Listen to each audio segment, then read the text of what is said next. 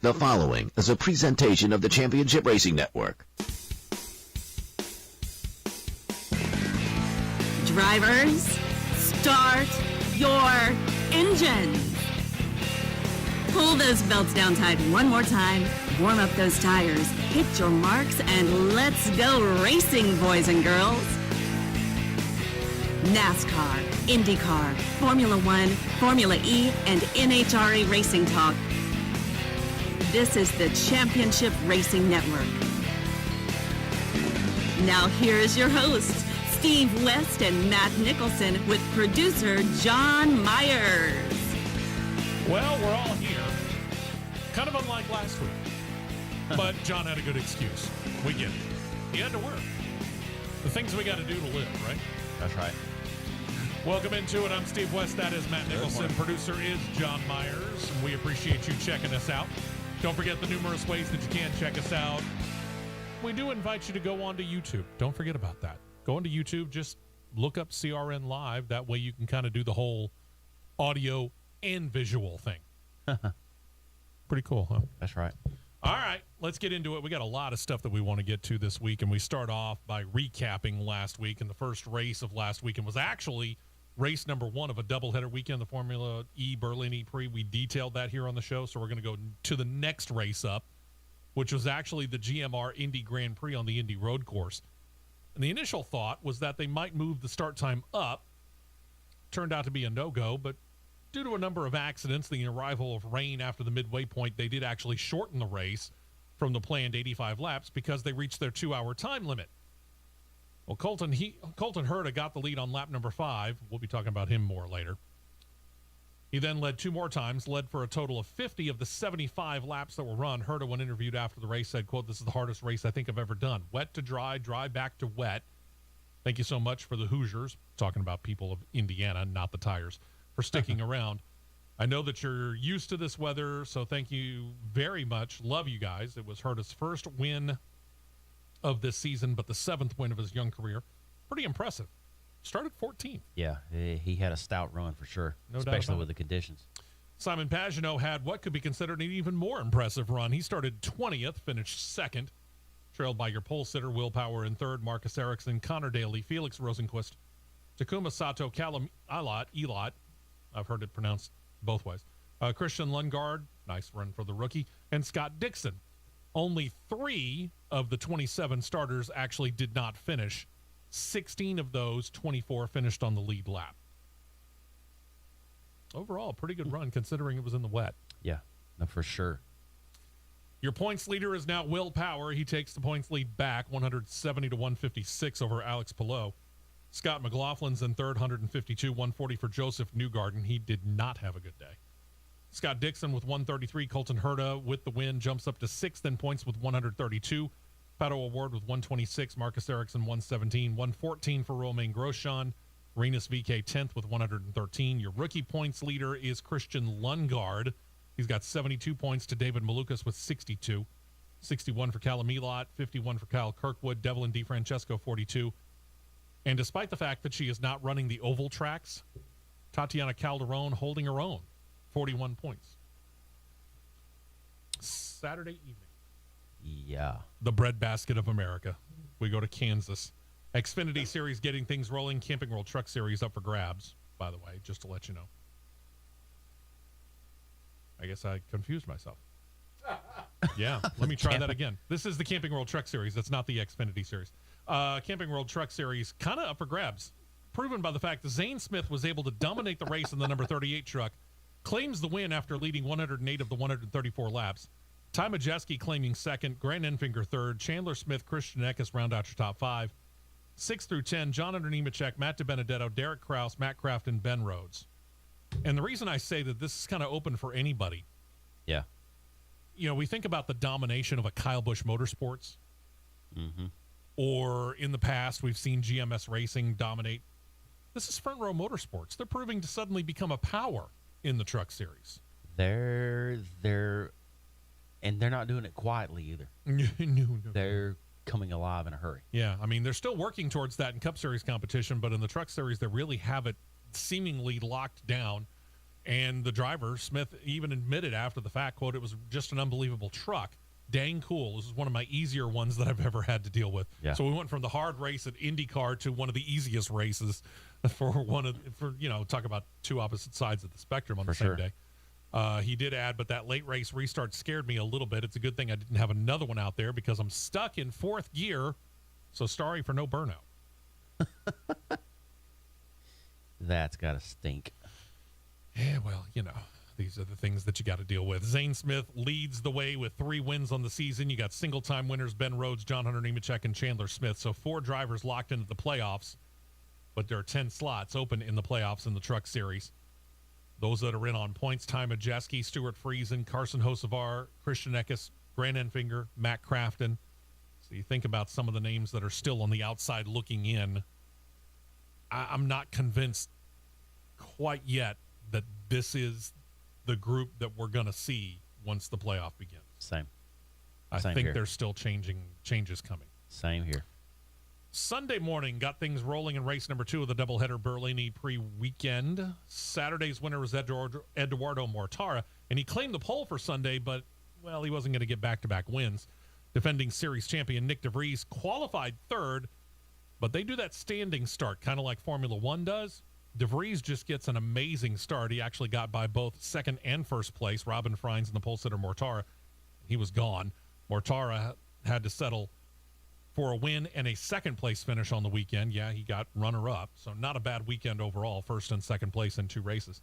Stoffel Van Dorn 3rd, Lucas DeGrassi, Robin Freins drop into 5th, Antonio Felix DaCosta, Oliver Rowland, Andre Lauderer, Jean-Eric Vernon, Mitch Evans make up your top 10.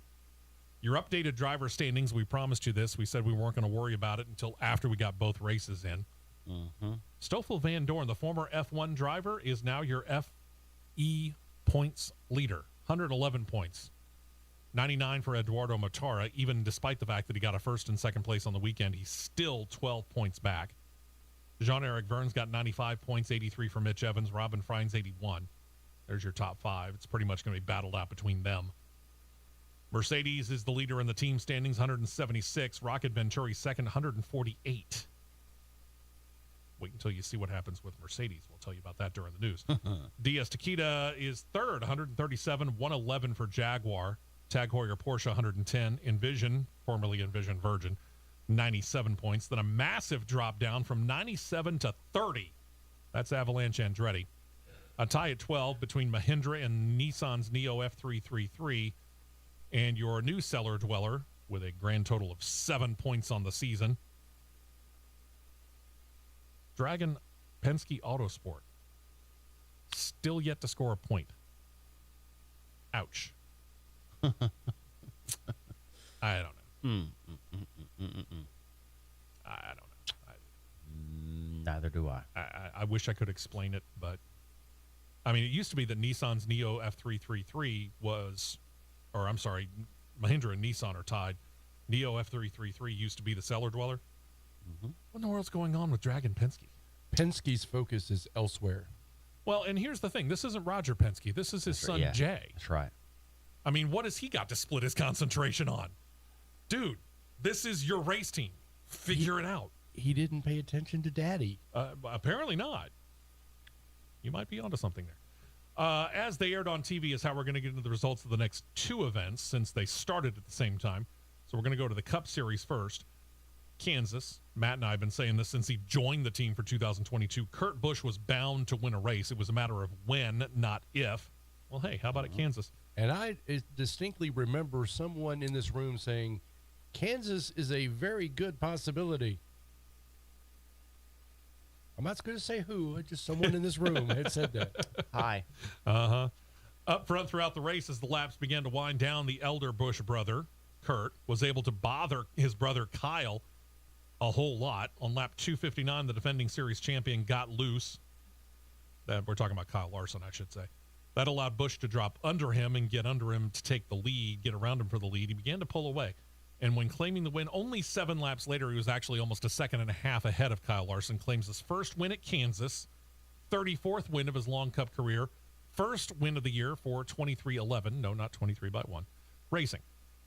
Kurt said after the fact, quote, "If I can get one Kyle, I can get both." He also had to pass his brother Kyle Busch with 11 laps after the final restart. That happened on lap 235, and then it was a matter of chasing it down. So Kurt wins, beating the Kyle and Kyle show. Kyle Larson second, Kyle Busch third, Denny Hamlin fourth, one of his better runs of the year, despite the fact that he does have a win. Christopher Bell, Martin Truex Jr., Ross Chastain, Ricky Stenhouse Jr., Alex Bowman, and Bubba Wallace make up your top 10. Now think about that top 10 for a minute. Technically, all 6 cars from Joe Gibbs Racing, considering the fact that they build the cars for 2311 Racing. All 4 Joe Gibbs Racing cars and both 2311 racing cars were in the top 10, and there were no Fords in the top 10. Yep. Toyota showing that they're waking up. Mm-hmm. Waking. Not they hadn't been asleep. They're waking up a little bit further. Yeah. You know, it was one of those slow wake ups. They're like, can I have my 8th cup of coffee, please? I'm still not quite awake. That's me. Understood. With another first-time winner this season. Yeah, Kurt, remember, hadn't won before. We now have 11 of 16 Cup playoff slots locked up. Oof. Oof. I'm not saying it's going to happen, but there's a probably better than even chance at this point in time that just claiming a win might not be enough this year. I can't disagree with that. Can't at all. Yeah. William Byron leads the way. He's got 2 wins. Ross Chastain also has 2 wins. William Byron's got the tiebreaker there. All your single-time winners in seed order, led by Chase Elliott, Kyle Busch, Joey Logano, Alex Bowman, Kyle Larson, Chase Briscoe, Austin Cindric, now Kurt Busch, and still lagging last, even though he's got the win, is Denny Hamlin. Think about where Denny Hamlin would be without the win. He still would be outside the top 20. This has not been a good year for Denny. I was going to say, that's Very horrible. It's very unusual. As far as in on points, it's Ryan Blaney, Martin Truex Jr., Christopher Bell, Kevin Harvick, and Eric Almirola. That's it. Then we go to Virginia Motorsports Park, finals of the Virginia NHRA Nationals. We begin in Top Fuel. It's Steve Torrence. He's paired off against Brittany Force. Usually if Steve Torrence makes the finals, we're kind of penciling him in for the win. Not this time. Yeah, not so fast. Very slim edge to Force off the light, leads to an almost equally slim edge at the other end, but Force claims the win. A run of 3.770 seconds at 334.07 miles per hour. Marks her 3rd win of 2022 and 14th of her career. She is trying to go in and unseat the 4 straight titles that Steve Torrence holds coming into this year. Funny car coming down between Robert Hight versus Matt Hagan. Hagan, an eyelash quicker off the light, but past the Christmas tree, it was all Hight. He took the lead, didn't let it go. Got the win with a run of 3.907 seconds, 328.86 miles per hour. Hight's 3rd win of 2022 adds to his total, now 56 in his career. Pro Stock car didn't run. Pro Stock motorcycle did. Steve Johnson making the finals, Birmingham, Alabama's own, taking on Matt Smith. Johnson, however, asleep at the light. That costs him the win because he actually was faster line to line, but Smith's quicker reaction time gets him across the finish line first. 6.842 elapsed time, 198.35 miles per hour. First win for him in 2022. And Bill Skillman pairing up against Daniel Condon in the finals of the Factory Stock Showdown. Skillman slower off the light, but faster to the other end. That Dodge Challenger Scat Pack drag pack running a 7.813 second run, 183.54 miles per hour. He did that in a car you can buy from the dealership. When you That buy he me did. one? What's that? So you're going to buy me one for my birthday? Yes. No. Brittany Force takes your Top Fuel points lead. She's up 81 points over Steve Torrence, 84 over Mike Salinas, Justin Ashley, 137 back, Austin Prock, 5th, 238 out, so pretty big spread in Top Fuel. Funny car, a little bit closer. Matt Hagan, slim 15-point lead over Robert Hight. Then you got the spread. Ron Capps is 112 out in 3rd, 226 behind is John Force, and Cruz Pedregon's 5th, 278 back. Pro Stock Motorcycle, Birmingham's own Steve Johnson, your leader, up by 50 over Karen Stouffer, 114 ahead of Eddie Krawick. Matt Smith, 121 down Angie Smith, trailing by 148. Over the past, I can't even tell you how many years, Steve Johnson has technically been a part-time racer. Mm-hmm. He doesn't do, based here where he is in the Southeast, he doesn't do a whole lot of the Midwest, West Coast traveling. Mm-hmm. Considering his position now, I'm thinking Steve Johnson's going, it's travel year. I do believe so. Considering the lead that he's got. If I was him, I would. I would be too. Yep. And then your Constant Aviation Factory Stock Showdown points. Bill Skillman leading the way, 282 points, I should say, to David Barton's 218. Lenny Loddick third, 217. 166 for Aaron Stanfield. Anthony Troyer in fifth. In points at this point in time, 154. So that gets us to this weekend and the slate of racing here, and it's an interesting weekend. It actually, though, began last night in Texas. Uh-huh. Camping World Truck Series running the SpeedyCash.com 220. Matt, you got the recap and the points rundown. Let's begin with this, though. Think about this as he gets ready to do a recap. John Hunter Nemechek claimed the pole, but after qualifying, the Ford team did some unapproved changes to that truck, so he had to go all the way to the back. He, along with, let's see, we're not going to count Hacker in the Rayon truck because he literally wadded it up in qualifying and still made the race. He, along with Lawless Allen, Matt DiBenedetto, Colby Howard crashed in practice.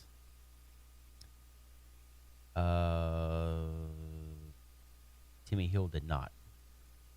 Four trucks in practice did not take a lap. Ooh. One truck that did not qualify, he did not take a lap either. So 5 trucks did not take a lap. And unfortunately, how you have to word this is true, but that's what put Brett Holmes in the show last night because 5 trucks did not take a lap. Yeah. He outrun 2 of the trucks that took the time, that was the 2 trucks that were knocked out. One of the 2. Garrett Smithley got knocked out. Yeah, he knocked out a Cup driver in qualifying. And I asked you this because you had said this. I asked you this during qualifying. You and I were both watching. Yeah. Was it because of the fact that you think that maybe they had the truck set up for race trim, considering it was going to be at night versus qualifying, which was set during the day? Actually, it was not that because I spoke with him after the race last night. Okay. He said, he flat out, I told him in a text message after the race, I said, pretty darn respectable to come from the tail of the field and get a top 15 finish on a track you've never laid eyes on or you've never pulled through the gears on. Sure. He said, qualifying and practice, I put us in a hole, and it was nobody's fault but mine. Oh, okay. He laid it on himself. I said, but you overcame it. That's all that matters. True. I said, nice word. Yeah. Which he said it was a pretty physical race last night because of the heat. Because there was quite a few drivers that had heat exhaustion issues. Ross Chastain being one of them. Dean Thompson was the other. And I forgot who the third one was. But running through the top 10 of the race, you had Stuart Friesen taking his 3rd career win in overtime fashion. Let's say that. Past Christian Eckes on the last lap, who finished 2nd. You had Ryan Preece in 3rd, Carson Hocevar 4th, Ty Majeski 5th. Pole sitter John Hunter Nemechek ended up being 6th. You had Corey Himes 7th, Chandler Smith 8th, Matt Crafton 9th, and Matt DiBenedetto pulling out a top 10 after having to start in the back as well. I really thought he was going to be doing much better this year than he is. It's really more bad luck that he's had hit than anything. He's had strong runs. I would agree. But still, I was expecting really for him to be kind of locked into the playoffs by now, and he's really still fighting for that. Oh, it's coming. But I think it's so. coming. I think they're waking up. Bullet pointing through the rest of the field. You had Grant Enfinger 11th. Ross Chastain was 12th. Todd Bodine making his 3rd start of the year was 13th. As I said, Brett was 15th. Haley Deegan 17th. She had a qualifying run that impressed me, but she couldn't hold it throughout the race. This is the rated Y7 version of Say It. She had a really gutsy qualifying run. There you go. She let it all hang out. Let's say that. There you go. Ben Rhodes was 27th.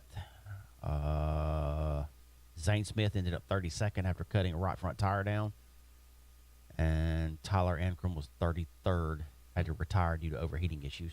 Bad day in the neighborhood. But going through the points, go back to Truck Series driver points. This is the only thing I can pull up is the official NASCAR release. It doesn't have seeded by race wins, but Okay. the overall release, you got John Hunter Nemechek, your overall leader, Ben Rhodes second, Chandler Smith third, Stuart Friesen fourth.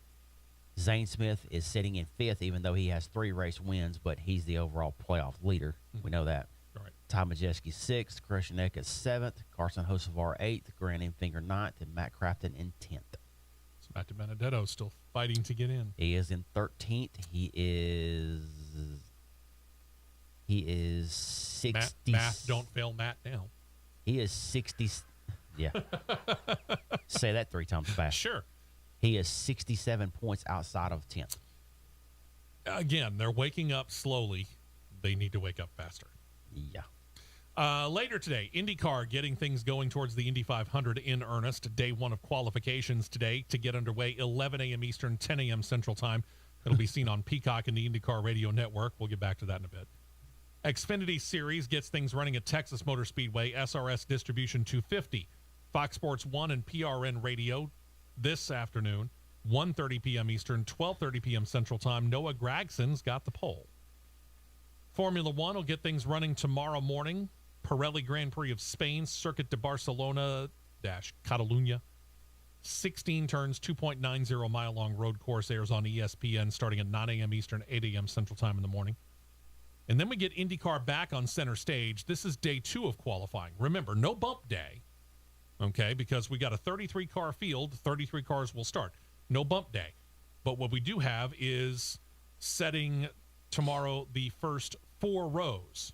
We first start with the fast 12 from today, the fastest 12. They'll battle it out. And that'll set positions 7 through 12. And then the fastest 6 will go out and do it again and set the first 2 rows. So there you go. So qualifying in 2 stages. Qualifying tomorrow will be on NBC and the Indianapolis Racing Network. Finally, NASCAR's Cup Series gets into the spotlight. They're going to run the NASCAR Open, for those not already in the headliner, the All-Star race. That'll get underway 5:30 p.m. Eastern, 4:30 p.m. Central Time, Fox Sports 1 and MRN Radio. Then they're going to have a concert before they get to the NASCAR All-Star race. I don't know why. This is NASCAR. They did it last year when I was out there. I know. NASCAR All-Star race at Texas, 8 p.m. Eastern, 7 p.m. Central Time tomorrow night. Mm-hmm. Why this isn't on Fox, I don't know. I can't get the logic, but we've said this for how many years in a row now? Don't know. Formula E and the NHRA's Camping World Drags Racing Series. They're both off this weekend. So there you go. You are up to date, and you have the schedule for this weekend. When we come back, I got to take this break. And when we come back, we're going to take a look at some Cup Series news. Strangely enough, other than the Cup Series, there's not a whole lot of news out of the NASCAR world. A little bit of Xfinity, no Camping World Truck Series. Formula One has had a week for news. So between the Cup Series and Formula One, that's where we're going to be spending pretty much most of our time this morning. But we got a little bit of Formula E, some pretty big news, even though there's not a whole lot. It's pretty big news out of Formula E. And we got some NHRA and obviously IndyCar. We're going to get back to that. When we talk about Kurt Busch's win, we're going to give you an idea of just, number one, what kind of week it's been for Kurt, because he's been the highest of highs and the lowest of lows. But the win, kind of a historic one for Kurt. And we'll tell you why when we come back. We're just underway right here on CRN. We will be right back with more on the Championship Racing Network.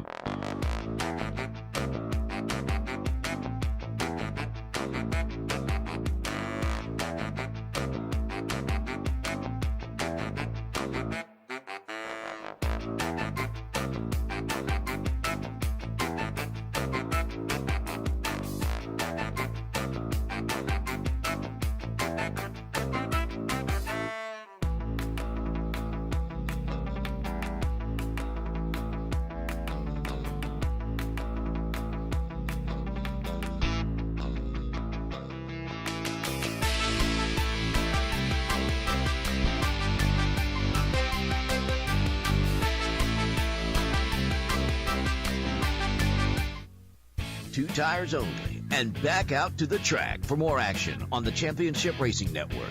Hey, welcome back into the show. I'm Steve West along with Matt Nicholson, producer John Myers. We appreciate you checking us out. Don't forget about it if you have not checked it out yet. There are those of you that are on it right now, and we appreciate it. But we do have kind of the audio and the visual going together with a YouTube feed. All you got to do is go onto YouTube and check out CRN Live. And if you haven't, subscribe to it. And if you have, tell your friends about it. Have them subscribe to it. Pretty cool stuff.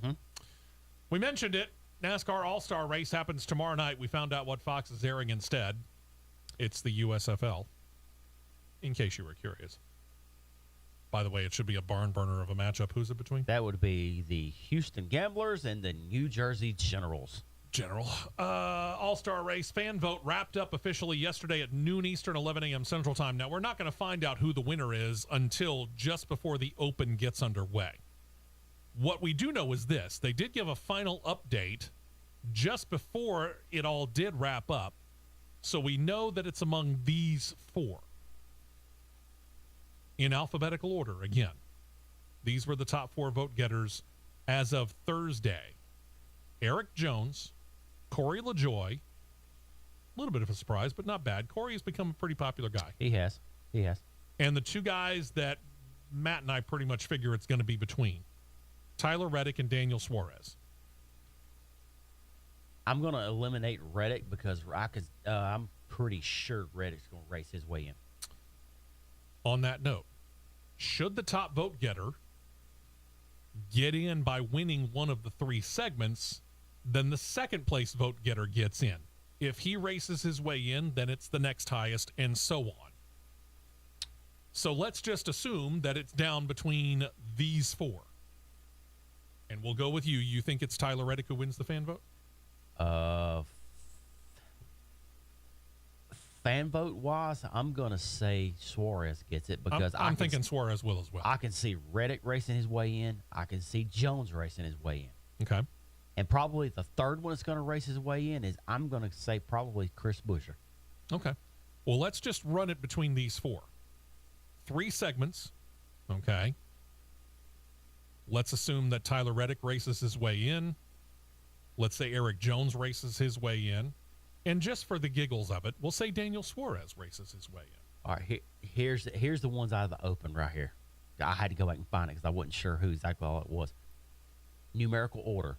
Austin Dillon, Corey LaJoie, Tyler Reddick, Garrett Smithley, Chris Buescher, Harrison Burton, Justin Haley, Todd Gilliland, Cole Custer, Ty Dillon, Eric Jones, Ricky Stenhouse, Cody Ware, Landon Castle, BJ McLeod, Daniel Suarez. I say Reddick races in. Okay. I say Eric Jones races his way in. And probably the third stage, I'm going to revert back. Instead of Chris Buescher, I'm going to say Austin Dillon races his way in. And you got Suarez winning the fan vote. Okay. But if we just use these 4, let's say that Reddick, Suarez, and Jones are the 3 that win your segments, and they were the top 3, then Corey LaJoie gets in on the fan vote because he was the 4th highest. Right. All right. Right. So hopefully that's not overly confusing. It's confusing enough. Yep. We noted back after the Dover race, Joe Gibbs Racing suffering a major penalty. Losing a wheel caused the Jackman tire changer and crew chief all to get fined, but also to be suspended for 4 races each. Well, right after that penalty was handed down, Joe Gibbs Racing said that they were going to appeal. They made that appeal official this week.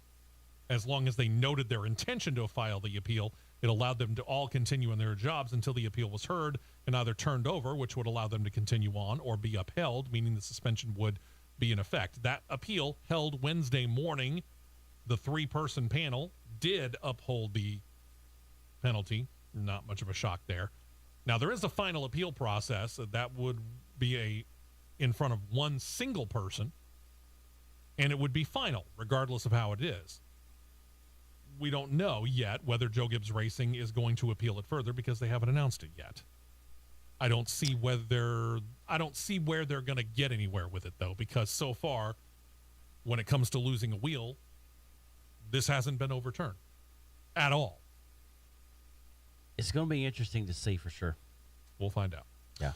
Cowlick Racing incurred a penalty for a lost wheel at Kansas. As noted, 4 race suspensions now coming to the crew chief, Trent Owens, the rear tie changer, and the jackman. If they don't appeal, they wouldn't be back until after Sonoma. And then we get into the whole Kurt Busch thing. The win. Let's start off with the good news. The win by Kurt Busch not only made Kurt Busch, but his team owners at 2311 Racing happy, Denny Hamlin and Michael Jordan, but it also made Kyle Petty happy. Huh? Why would it make Kyle Petty happy? Well, let's get into the details. Remember your history of NASCAR, by the way, when it comes to this. Considering that Kurt Busch is running the number 45, remember this means something to Michael Jordan when he retired from basketball in the middle of the Chicago Bulls run for 6 titles. When he started playing for the Birmingham Barons, he wore the number 45, not the number 23.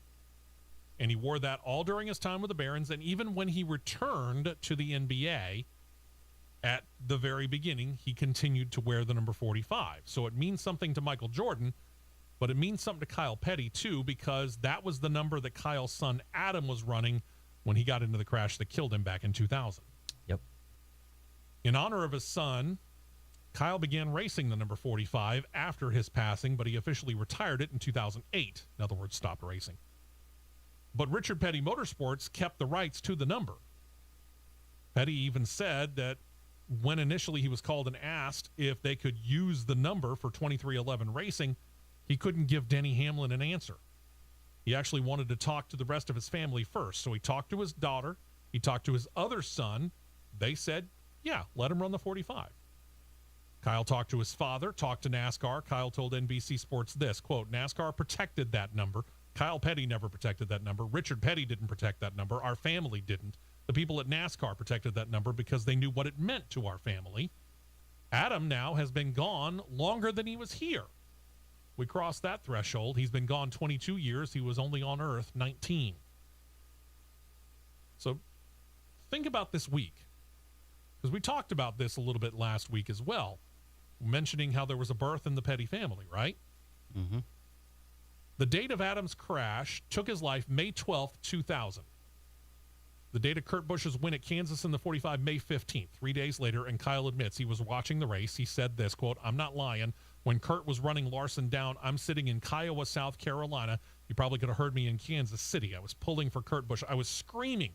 Probably looked like Tom Cruise on Oprah Winfrey's couch when he jumped up and down on her couch. I was screaming, catch him, Kurt, catch him. Let's go, man. Busch said that he got Petty's message right after the race. He could only say of it, quote, I could feel things early on with Kyle and the way that he wanted the 45 car to have success. It's a small spiritual connection. Petty summed up his feelings by saying this, quote, it's now a week of positive things. It's not a week of negative things. It's a week of light. It's not a week of darkness. It's a week of hope, not a week of despair. I think when you look at it in 20 years, I'll look back at this and say this was the week that changed everything. We're talking about the birth of his granddaughter on the same day that Adam had passed away, May 12th, 22 years later. And then 3 days later, he gets to see Busch's win. It's crazy how things come around full circle. Congratulations, not only to Kurt, Yeah. but to Denny and to Michael Jordan for getting the win that they believed was going to happen when they hired Kurt. But congratulations to Kyle. I mean, it's tough to lose a family member, but to lose a child is, I can't describe it. I've never been in that situation. Yeah, I've lost my parents. I've lost my grandparents. I've never lost a child. I can't say how it feels. I'm not going to speak for anybody else on this or not on this show. Mm-hmm. But I can only empathize and imagine how bad that feels. I'll say it. I have nothing to hide. Okay, go for it. I wasn't going to speak for you. No, it's fine. No, and I respect that. It sucks. Simply put, there's no other way you can say it. It Point sucks. blank and blunt. Point blank blunt at dead eye range. Sure. It sucks. Yeah. And you mean Adam's been passed away for 22 years. Yeah. And some days that 22 years for Kyle probably feels like yesterday. Oh, I'm sure it does. Because I can speak from experience. Some days it does. I'm sure it does. Yeah. So, the fact that he's got a little bit of kind of a closure on this, sure. I think it's fantastic. I think No it's doubt. great. But that being said, for all the good news, it's a little bit of bad news. Kurt Busch confirmed he and his wife, Ashley, have filed for divorce. Driver released a statement that read, in part, quote, "I'm heartbroken to confirm that my wife, Ashley, and I are working to dissolve our marriage. Divorce is a personal, private matter, and I hope our privacy will be respected." Ashley filed for divorce officially on May the 9th, claimed that the marriage is, quote, "irretrievably broken," unquote. And she also used the word tortious. She didn't elaborate, however, but being the people that we are, we go and look up the definition of the word. A definition online shows it to mean any behavior that causes mental or physical harm, including but not limited to assault, injury, libel, and trespassing. How exactly it meets tortious, we don't know, but there you go. The pair met back in 2011. He actually attended a party that was taking place on Ashley's family farm, but they didn't begin dating until 2015. They got married in 2017. Ashley's an athlete herself, former polo player. She says that one of the reasons why she filed, Busch cut her off from their joint banking accounts and credit cards and demanded that she leave the family home by the first week of June. There's no prenuptial agreement in the marriage. The couple have no kids together, and neither side is commenting further. Best of luck. That's all you can say. And let's talk about one more note here. I want to kind of sandwich the bad with a little more good. Put it in historical aspects here. Another note on Busch's win. With this win, he's done something hard for almost any other driver to match. He's won a race for 4 different car makes. He's won a race in a Ford. He's won a race in a Chevy. He's won a race now in a Toyota. Oh, by the way, remember he used to run Dodges, and he won there too? He's also won races for 5 different teams. Roush Fenway, Furniture Row, Stewart Haas, Chip Ganassi, which is now Trackhouse, and now 2311 Racing. In his 34 Cup Series wins and counting, he's won at 18 different tracks over 19 years, and that's counting as well. It's not a bad run. No, I mean, when you throw Penske in there as well to those 5 that you did list. Sorry, thank you very much. Yeah, Penske, he has 1 for 6, but a little bit of a side note to that. He is the first one to do it in 4 different manufacturers in 4 points races. There's a caveat to that, too. There's actually 2 of them that have done it as well. Counting himself, there's 2. Casey Kane is the other one. Casey Kane had his lone Ford victory in the shootout at Daytona. Yeah. Not the shootout, the duels, excuse me. Yeah. So Kane won a Toyota, Ford, Dodge, and Chevrolet, along with Kurt. Where Kurt's got the 1 leg up, Kurt's was points-paying races. Casey's with 3 out of the 4 was points-paying races. There you go. The other Busch, Kyle, also with a good and bad news week. Here's the good news. He had a milestone set by his pit crew. We figured that this was going to be happening sooner rather than later. Yep. Back when we noted that NASCAR had finally approved that new pit stop strategy that Joe Gibbs Racing began working in the off-season, front and rear tire changers basically go around the car in the same way. So if you're the rear tire changer on one side, you become the front tire changer on the other. Just kind of a quick to let you know. The idea is for them to go around the front of the car so that the gas man can continue to work to fill up the car from almost empty, uninterrupted. Earlier this year, using that strategy, the team pulled a sub 9.5 second pit stop. Both Matt and I knew a sub 9 second 4-tire pit stop was soon to come, and it came last weekend at Kansas. The crew of Kyle Busch's number 18 Toyota performed a 4-tire full fuel pit stop on lap number 124, timing in at 8.96 seconds. This is the new pit stop standard. All teams are going to be using the strategy soon if they are not already. 8.75 going to be broken by the end of the year? I'm going to say 8.75 is broken by July. 8.5? 8.5 by the end of the year. All right. John? Maybe. I mean, that's fast. That's fast. It is, but when you think about this, That's we're faster than he drive around the track fast. We're just slightly over a third of the way through a 36 points race season. And they're practicing this constantly. I don't see it breaking sub 8.5. Maybe sub 8.75. I can see them breaking sub 8.75. I can see them getting down towards 8.5. Yeah, I don't see it breaking 8.5. Maybe not this year, but it's going to happen soon. That's just too fast. It's going to happen soon. Sooner or later, it's going to happen. Maybe not this year. A clean maybe. pit stop where you're hitting everything. Yeah. Mm-hmm. I don't see sub 8.5. We'll find out. That was the good news for Kyle. Here's the bad news. He still doesn't have a contract for 2023. It's something he addressed at Talladega back when we were there a couple of weeks ago. He basically said that it would happen when it happens or it won't, and he'll land where he lands. That, however, is not sitting well with Toyota Racing Development President David Wilson. Wilson thinks Kyle Busch being in anything but a Toyota just won't do. Wilson spoke on Tuesday of this week. We'll tell you about it when we come back. We got to take this break when we come back. How bad does Toyota want to keep Kyle Busch? We'll let you in on it when we come back. You're listening to CRN. Don't touch that dial. The Championship Racing Network will be right back.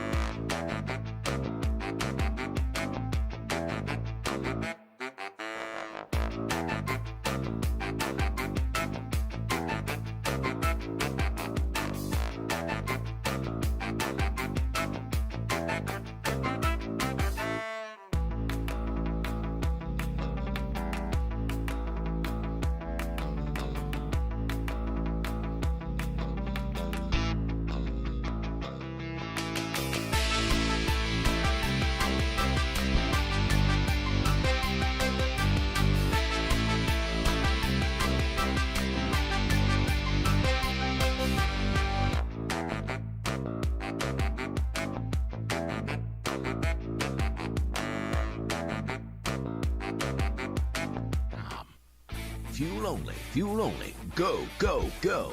We're back to the Championship Racing Network.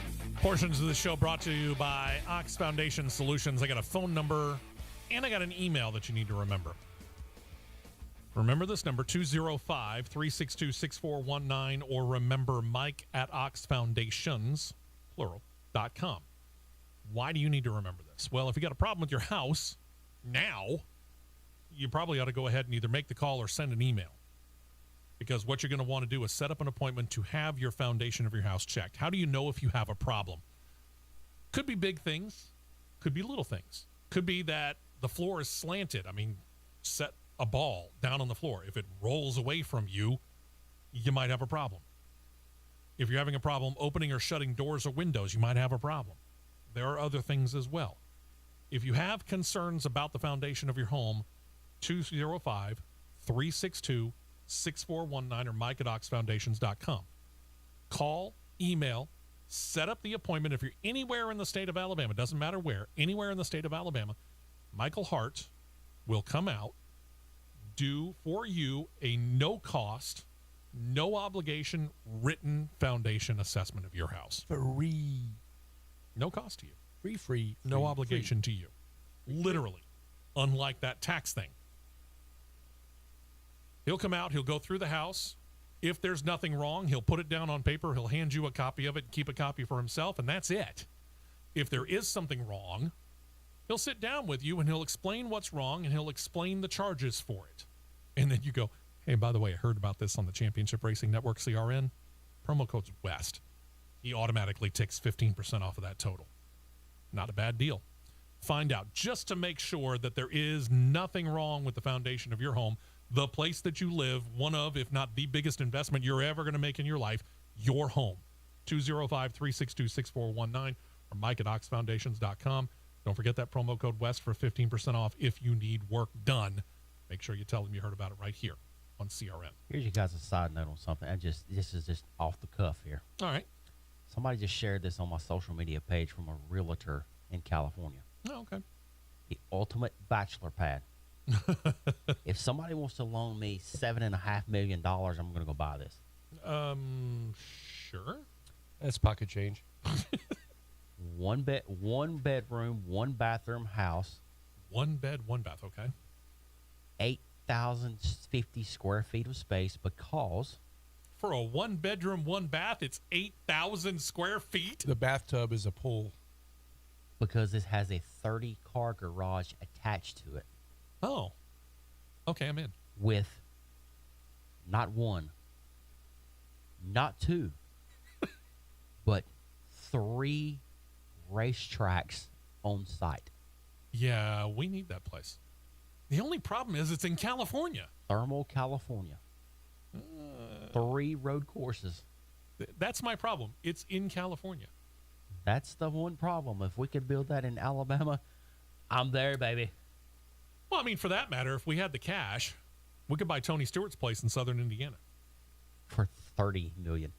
Cash. Which is basically a private Bass Pro Shops. Yeah, it is. That's all it is. If you go look up the pictures, don't take our word for it. Go look up Tony Stewart's Indiana house for sale. It does. It looks like a Bass Pro Shops. It is a very cool place. There's no doubt about it. Let's get back into this Kyle Busch thing here. Toyota Racing Development President David Wilson thinks Kyle Busch not being in a Toyota is totally out of the question. Tuesday of this week, Wilson, talking to media, said that despite his troubles, even with Toyota, the company is 100% behind the 2-time Cup Series champion. He's got, think about this, just in the time that he's raced Toyotas, Kyle Busch has won 203 races between the Cup, Xfinity, and Truck Series. That's why he wants to keep him. That is insane. Wilson said this, quote, "We've been very close to Kyle for years and years and years. And some of that relationship, to be candid, has been born through trials that we've gone together and through controversy that we've gone together." And then he added this, quote, "We've had some really tough times with Kyle Busch, but we also are sitting on 2 championships. We're celebrating recently our 1,500 starts across 3 national series. I keep that stat handy all the time.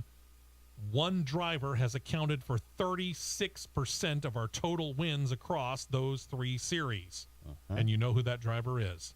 So any scenario that doesn't have Kyle Busch retiring from Joe Gibbs Racing and Toyota would be a monstrous disappointment." Time will tell. There's 2 things that I want to mention here. Number 1, we know, for example, Eric Almirola is retiring after this year. It leaves a specific number 10 Ford wide open. Now, we do know that in the Ford racing development pipeline, there are drivers like Riley Earpst and Haley Deegan and drivers like that. But at this point in time, we really don't feel like any of them are ready. Right. We have mentioned Ryan Preece. He raced last night in the Truck Series, and he's done pretty well. He seems like he would be a leading candidate in the clubhouse, but no disrespect to Ryan Preece. If you're Tony Stewart and Gene Haas and you have the chance to sign a Kyle Busch, despite some of the negativity that's there, would you do it? Yes. Here's the other thing. It's there. Yeah. Here's the other side of this. And I get it. He hasn't been in the series all that long. But look at another car within the Stewart-Haas Racing stable. Look at Cole Custer. I like Cole. I've met Cole. He's a great kid. Won a race last year. But this year, stumbling badly. Compare it to Chase Briscoe, who's got a win this year already, and to Kevin Harvick and the aforementioned Eric Almirola, who, yeah, they're in on points, barely, 15th and 16th, but they're in to the playoffs at this moment in time. Mm-hmm. Cole Custer currently sits 27th in points. Yeah. How long do Tony Stewart and or Gene Haas put up with that? When you have a big meatball like a Kyle Busch sitting out there. It's really hard to say because. Yeah, I know. I used the word meatball. I'm sorry, John. The first thing that came to mind was, that's a spicy meatball. It is a spicy meatball when you think about it. I mean, truth be told, there's not a team in the Cup Series right now that wouldn't look at the talent. Whatever you might think of Kyle Busch, love him, hate him, lukewarm on him, it doesn't matter. 203 wins just in Toyotas alone. 2 championships. 100 wins in the Xfinity Series. 60 wins in the Cup Series. Yes. Do the math yourself. This guy is immensely talented. Right. If you can get him on your team, I can't think of one Cup Series team that wouldn't love to have him on their squad. Something has been, through this whole process, as quiet as everyone has been. Yeah. Something through this whole process is telling me that coming to the back door of the office to the conference room, you've got Hey, Gene, how are you? Hey, Tony, how are you? Mm-hmm. Because we know how sneaky and quiet Stewart-Haas can be, and then go, surprise. Sure. And here's the other aspect to it. You're going to go, well, Kyle Busch Motorsports, they're a Toyota team. Ford ain't afraid to throw money down on the table to go get what they want. You can't tell me that Ford wouldn't look at Kyle Busch Motorsports and go, what do you need? Here's the check. Pretty much.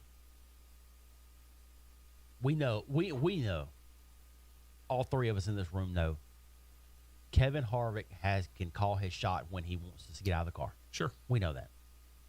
And he says it's not anytime soon. 10 cars open next year. We know that. Chase Briscoe at this point in time. Briscoe's safe.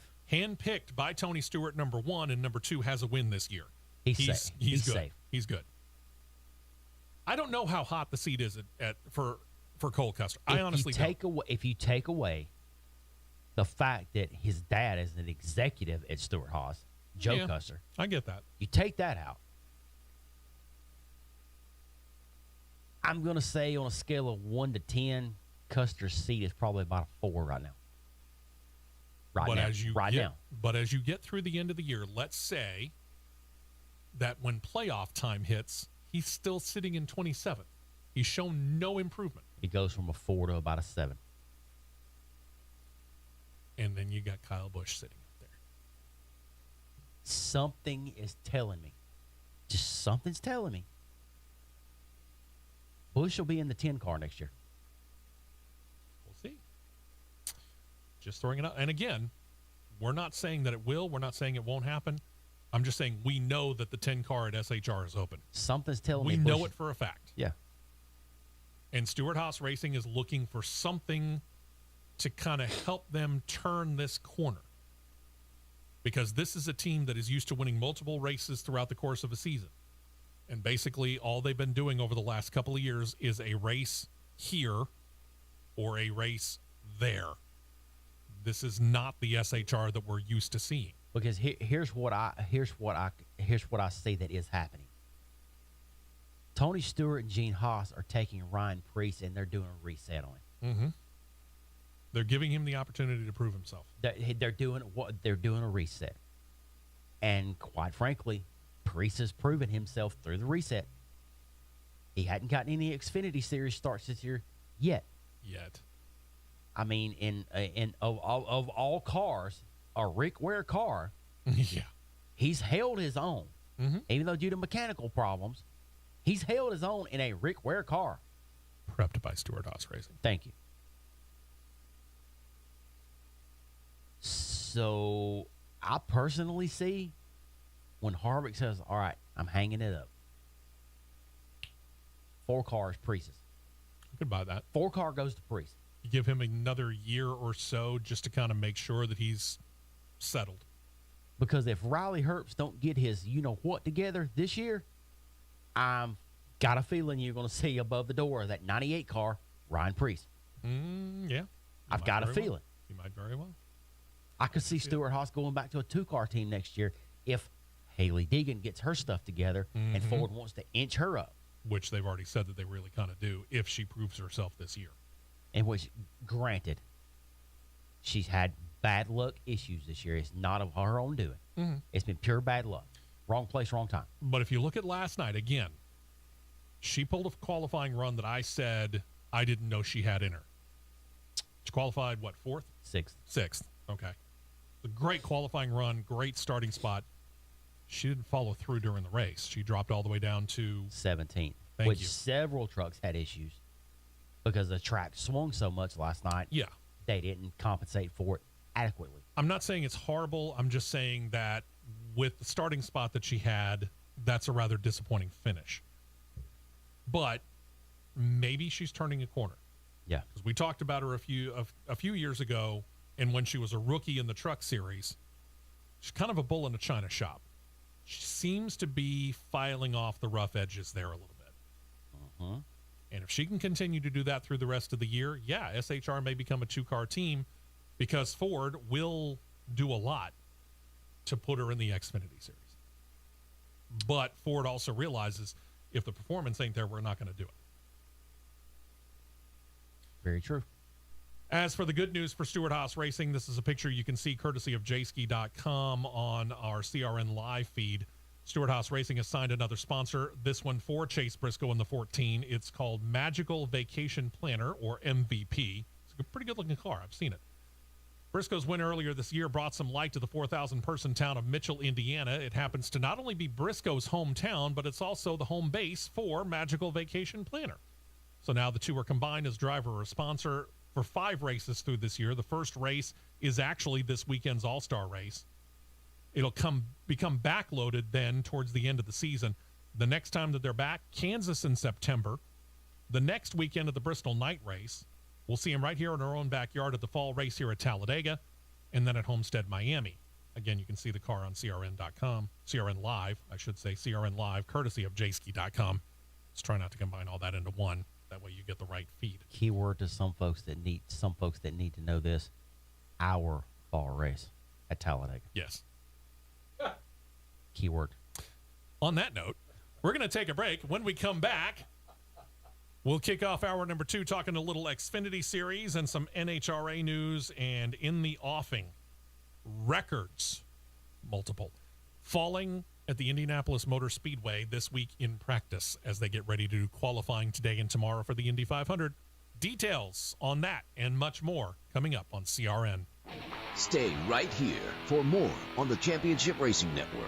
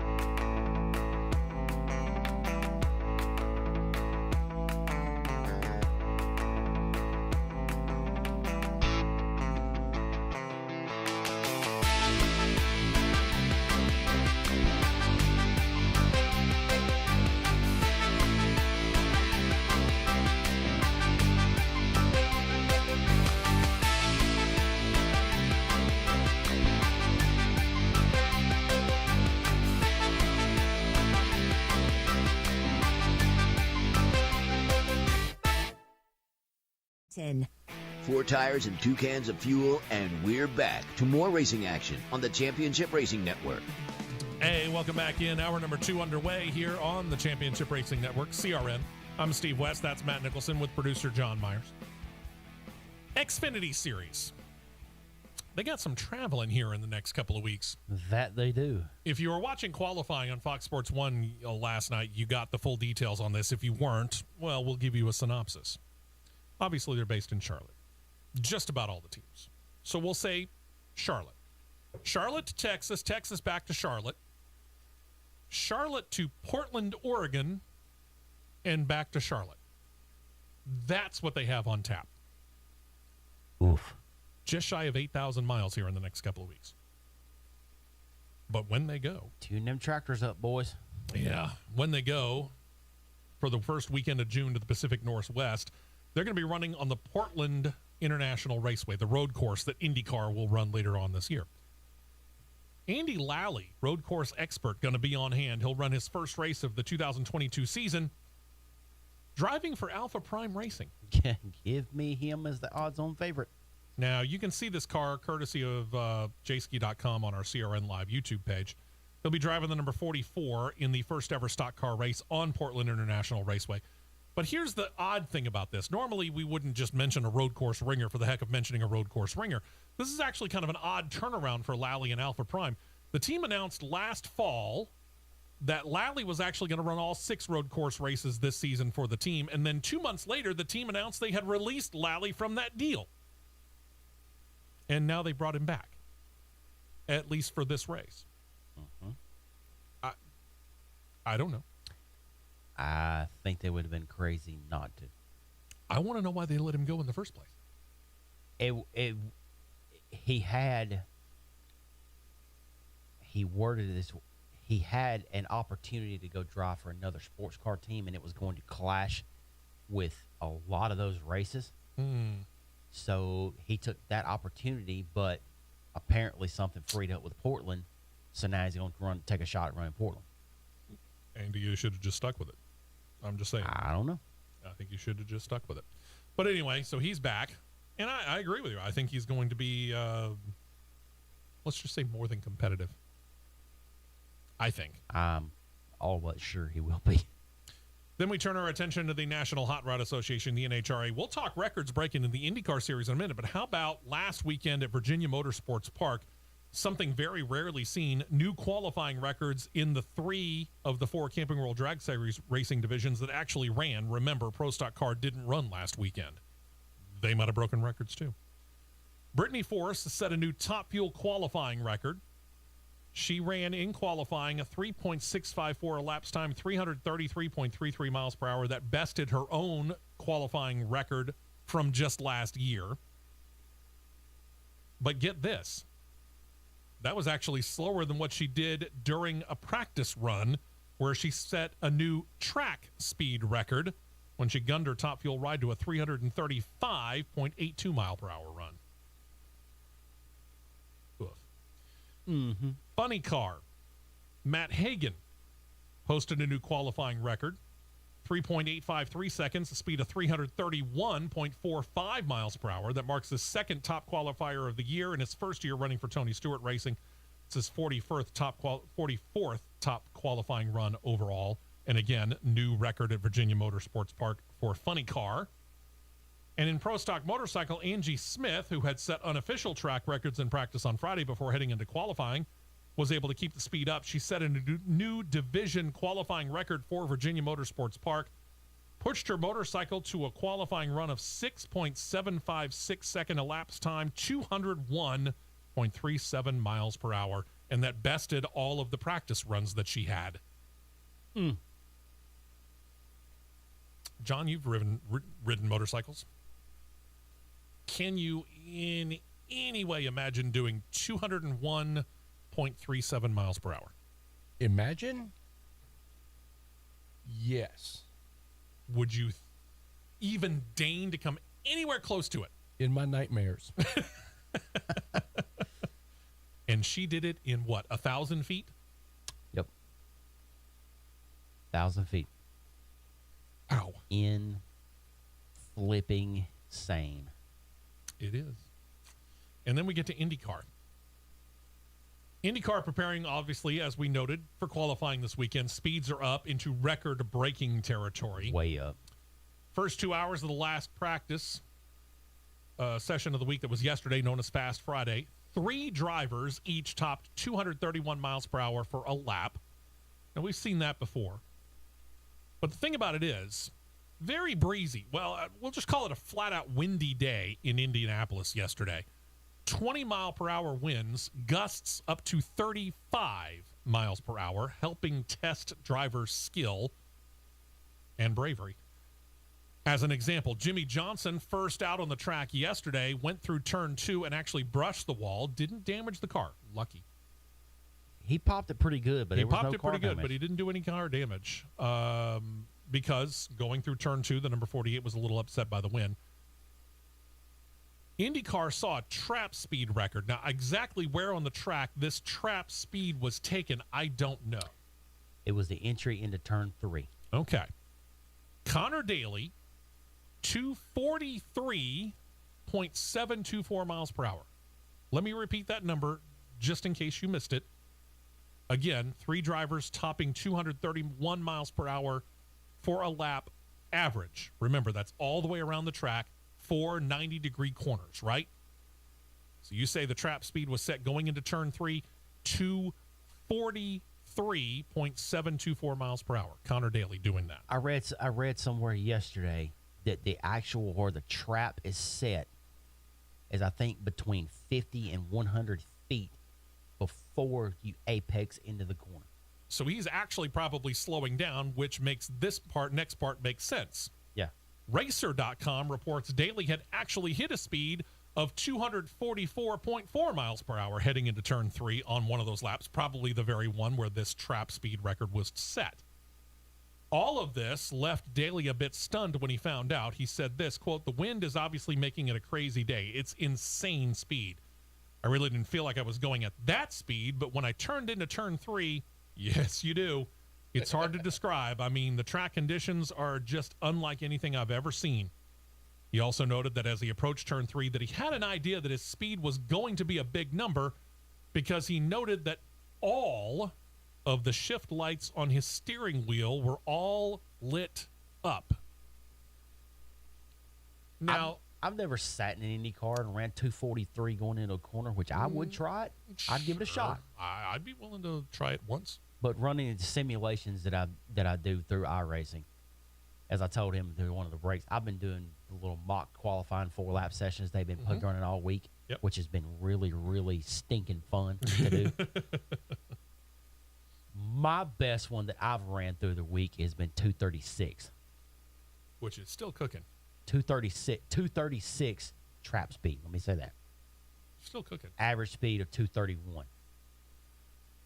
But what he's talking about with those steering lights set up, when you're ripping it down the backstretch, yeah, you're halfway down the backstretch and that little steering wheel light's going Now, are you in 6th gear, I was about to say, are you in top gear at that time? top gear.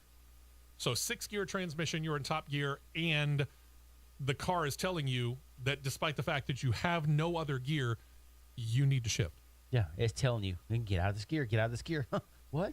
You're pegging it Yeah. in top gear. Oof.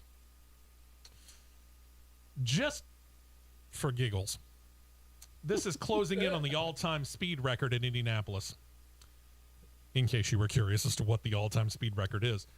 Back in 1994, in what was technically an unofficial but a stopwatch time capacity. In other words, we don't have the exact figure. We've got somebody who said, okay, we think it started there, and we think it ended at almost exactly the same time.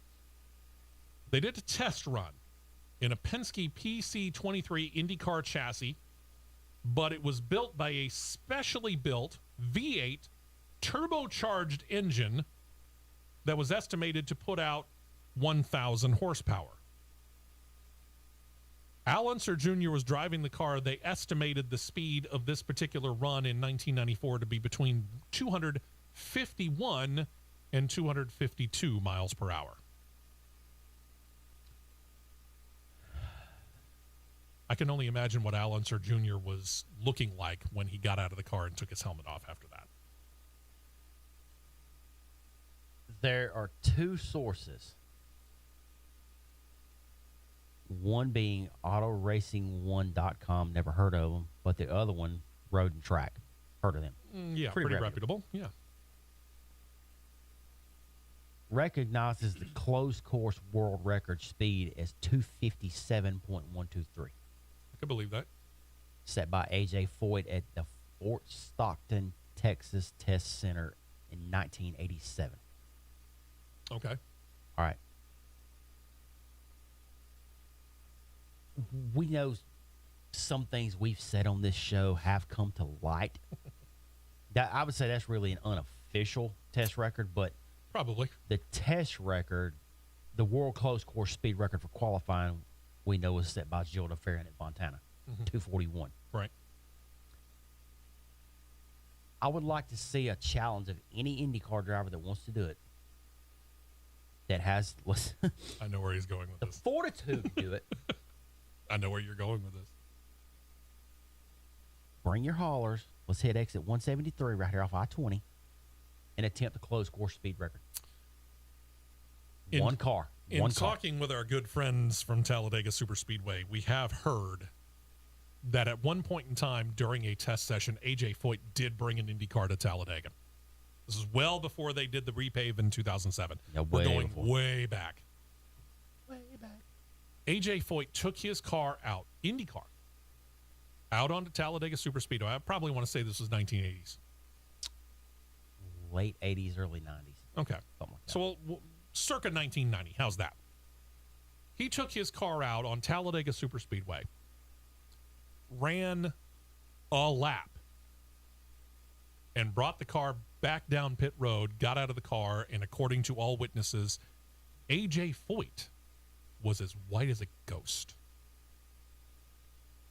It scared him that much. When you can scare A.J. Foyt, you done something.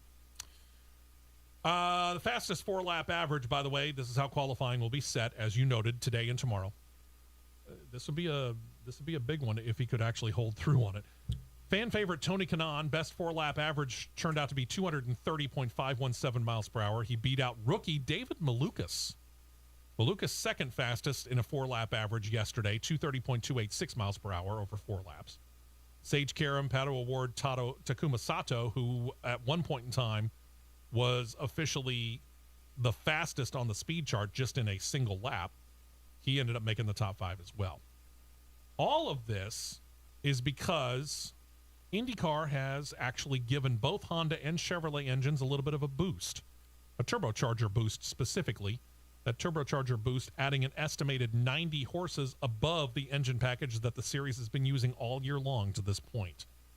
And the boost will remain for qualifying for this weekend. At least they say that that's the plan now. Oh, it's apparent. It is the plan. I would say that that's probably going to hold true because IndyCar, while they're known for changing their rules throughout the course of a season, when they make a decision on day 1, I doubt seriously they're going to reverse that decision on day 2. Unlike we've seen other series do in the past. Not calling out anybody, NASCAR. Yeah. When we come back, we noted that the schedule for qualifying actually is set to begin right after the show. That wasn't initially the plan. We'll tell you about it when we come back. You're listening to CRN. We will be right back with more on the Championship Racing Network. Silicaca and surrounding areas.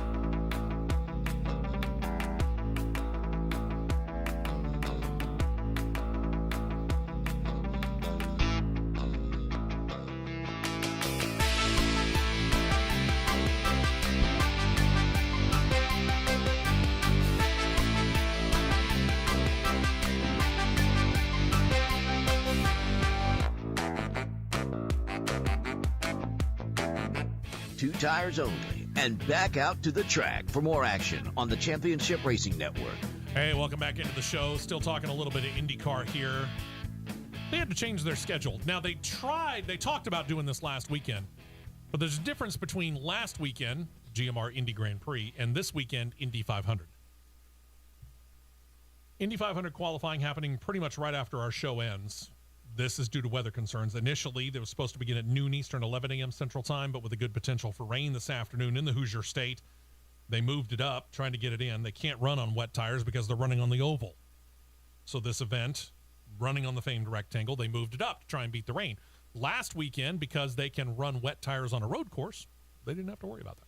Did not have to worry about that at all, but some interesting little nuggets here. Mm-hmm. They ran a 1-hour practice session this morning that was going when we started the show. Yep. Said practice session has now ended. Mm-hmm. Let's use a little bit of comparison here. Last year's front row for the Indianapolis 500. Mm-hmm. Scott Dixon, Colton Herta, Renus Vique. Mm-hmm. Said front row, respectively, in that order that I just read it off, ran a 231.685, a 231.655, a 231.511. Okay. In the practice session that they ran this morning, those 3 said speeds would set you 15th, 16th, 17th. And the top speed? Top speed this morning, Ed Carpenter. Surprise, surprise? No. Not really. 234.410. Wind and an extra 90 horsepower. Scott Dixon, 234.093. So 2 drivers topping 234. Sitting in third with a 233.961. I'm thinking John is about to be on alert. The pride of El Cajon, California, Jimmy Kenneth Johnson. No way! How many times did we say last year that Jimmy Johnson should have been running the ovals, which is something that he is so familiar with because of his time in NASCAR? Yeah. It's about time. How many times did we say that? How many? Your turn 3 trap speeds this All year. morning. 241.280. 240.713. 240.288. And a 240.642, respectively, ran by Ed Carpenter, Scott Dixon, Marco Andretti, Connor Daly. There you go. Your fastest 4-lap overall average at a 233.731, Jimmy Johnson. You know, we talked about this before the show. If he would have run road courses in his rookie year, he could have probably taken that honor, Rookie of the Year. And He'd have been real doubt, close. Yeah. No doubt. Yeah, I agree. And only 23 of the 33 cars ran. So I'm not going to say, I'm going to say that whenever they do get on the racetrack, 235 is not out of the question. In a little more than 30 minutes. And here's how those speeds stack up. Remember, by the way, today's on Peacock, not NBC. Those top 3 speeds line up all time in practice speeds. The lap today by Ed Carpenter was the fastest lap turn in an Indianapolis Motor Speedway practice session since 1996. Ooh. And When the cars were much lighter. And the 8th A lot less safe. fastest of all time. Wow. Scott Dixon's was 13th. Johnson's was 14th. Formula One set to qualify for Spain. We'll talk about that in a moment, but first things first, as we turn our attention to Formula One. Racing for Ferrari Has its perks. Oh, yeah. Let's talk about just one of them. Ferrari's pretty well known for putting a whole lot of their legendary race cars, kind of setting them aside in a museum and keeping them in pristine condition. And every once in a while, they'll let some of their drivers run them. Charles Leclerc might have gotten his first and last opportunity. Points leader Charles Leclerc, he got the chance to drive the 1974 Ferrari F1 racer that three-time Formula One champion Niki Lauda raced that year. That's right, Niki Lauda. What happens when you wreck it?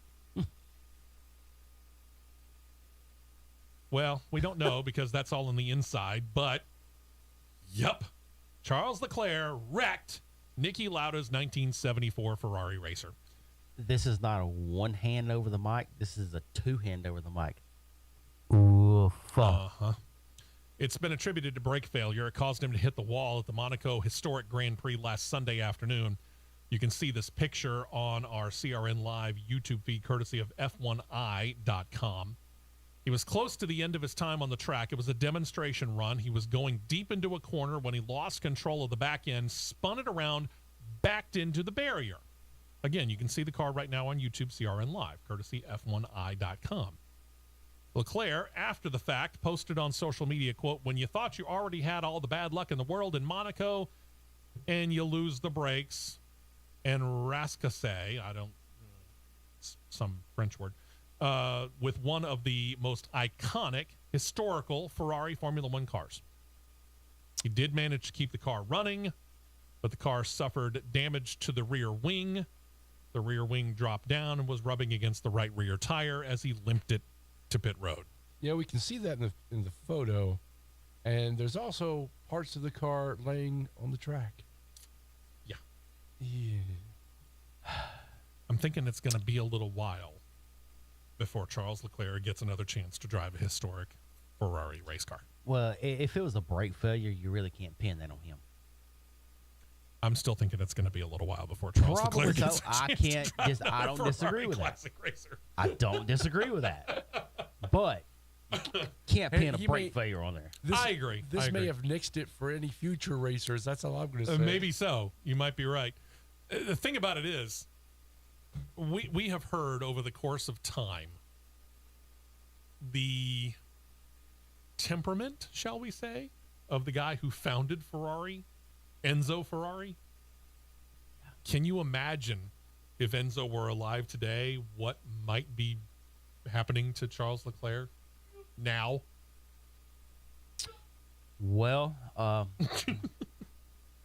with this being not only on the airwaves on local FM radio, but it being on the airwaves of YouTube, a side note to one John Elkin, Mattia Bonotto, Flavio Manzoni, and Clay Regazzoni. If you need a historic car driver, have helmet, will travel. Just let me know when to get my passport. I will go drive it in a minute and not think twice about it, since now Charles Leclerc is on reprimand for wrecking the car. Go sit in the corner. Don't play on your phone. Stare at the corner. Exactly. Qualifying underway over in Spain. What's going on over there for Formula? Q2. We just got Q2 going. They're less than 2 minutes in. The only ones that have taken time right now currently is George Russell, Lewis Hamilton, Mick Schumacher, Lando Norris, Esteban Ocon, Yuki Tsunoda, and Pierre Gasly that are the only ones that have taken time so far. Okay. And remember, this is, and we're going to talk about Haas F1 in a moment. They're needing a rebound. It's been a pretty rough past three or four races. Yeah, considerably. So the fact that Mick Schumacher is up there with that group, it's a good sign. But your first five that were out in Q1, Sebastian Vettel, Fernando Alonso, Lance Stroll, Alexander Albon, and Nicholas Latifi. That's the first three names that you mentioned, pretty big. I mean, Lance Stroll has been uneven, I'll give you that. But Sebastian Vettel, Fernando Alonso out in Q1? Yeah. Pretty big. Pretty inconsistent for sure. Pretty big right there. But right now, Uncle George is up top at a 1:19.47. He's 0.3 up on Lewis Hamilton, which we know that will change because they got 7 minutes and 10 seconds left. With that being said, yeah, Mercedes, they're coming out fighting. We'll talk about that. But on a better note, when it comes to test driving, Haas F1 drivers Kevin Magnussen, Mick Schumacher, and their reserve driver Pietro Fittipaldi stuck around the U.S. for a bit longer than most of the rest of the Formula One guys did after the Miami Grand Prix. They went to Charlotte last weekend They met up with some of their NASCAR teammates at Stewart-Haas Racing. Chase Briscoe, Cole Custer, and Riley Earpst were on hand to let the F1 drivers try out some stock cars. Using a special number 41 stocker from Stewart-Haas Racing, they had 2 seats installed. Chase Briscoe took the time first to drive each of the Formula One drivers around the Charlotte Roval. Yeah, they used the Roval for this. And then allowed each of the F1 drivers, gave them some advice, and then let them loose behind the wheel on the course. First, Magnussen driving with Schumacher riding, and then they switched places. Later on, we found out that Kevin Magnussen also took Gunther Steiner, Haas F1 team principal, for a little ride. Mm-hmm. The pair, which came out of the gates in 2022 blazing hot, significantly cooling in recent races. But, real quick, they came out of this with, as they said, not my words, their words, a lot more respect for what their NASCAR brothers are doing. Yeah, and let's just say Kevin Magnussen did not look half bad on a stock car. No, he actually was pretty quick. I mean, we go back to when, shortly after Stewart-Haas Racing was founded, and Lewis Hamilton and Tony Stewart met up at Watkins Glen. And Tony Stewart was within like half a second of Lewis Hamilton's time in the Formula One racer. Lewis Hamilton turned around, and he was within about a half a second of what Tony Stewart pulled in the stock car. Yeah. But, you know, they get used to these cars really, really quick. But at the same point in time, there's a vast difference between the two. The biggest one that Kevin Magnussen noted was braking. Oh, yeah. Which seemed almost non-existent compared to his F1 car. Man, I was about to say, if the schedules are lined up, let's get the F1 boys to Talladega. But I don't think they can get from Singapore to East Boga in the same weekend. That's going to be a tough one. Anyway, so the pair of Schumacher and Magnussen coming out of the gates, 2022 blazing hot, significantly cooling off in recent weeks and recent races. It led Haas F1 to prepare what they are terming major upgrades to the 2022 racers. But it ain't happening this weekend, even though Kevin Magnussen came out of Q1 top 5? Top 5, yep. There you go. Here's the thing. There are usually benchmark races throughout the course of a season where major upgrades are introduced, and Spain tends to be the one because it begins the European leg of the season, or at least European leg number 1. And also by that point in time, the season's kind of unveiled what's really needed. Gunther Steiner, the aforementioned team boss, said this, quote, "I don't know how much difference they will make on each car and what they will bring, so we've decided to wait a little bit longer with the upgrades, as I still think we have performance in the car without them." Qualifying seems to back that up, which we have to get on the track. So sometimes we achieve it, sometimes we don't. We have a good upgrade package set for in about 4 or 5 races. So I'm confident about that, and what the other ones are bringing as of right now, I don't know. We will know a lot more next Monday. If they're planning a significant upgrade that actually does what they're hoping it'll do, yeah, and Kevin Magnussen's pulling a top 5 in Q1, we'll see what happens throughout the rest of qualifying here over the next 20-plus minutes. Suddenly, Haas F1 becomes that team that Alfa Romeo driver Valtteri Bottas said becomes the new benchmark for the mid-pack. With 3 minutes to go in Q2, they're respectively sitting 8 and 9 right now. Magnussen, then Schumacher? Correct. Okay. Only 7 1,000ths apart. Wow. Okay. Speaking of cars, Aston Martin, remember Sebastian Vettel, one of those Aston Martin drivers, already out after Q1. They were accused of directly copying the Red Bull cars when they arrived in Spain for this weekend's race. When the car was pulled out and everyone got a chance to look at it, plenty of people noted the strikingly similar upgrades that performed to the side pods and the engine cover that made it look almost ridiculously like the Red Bull cars.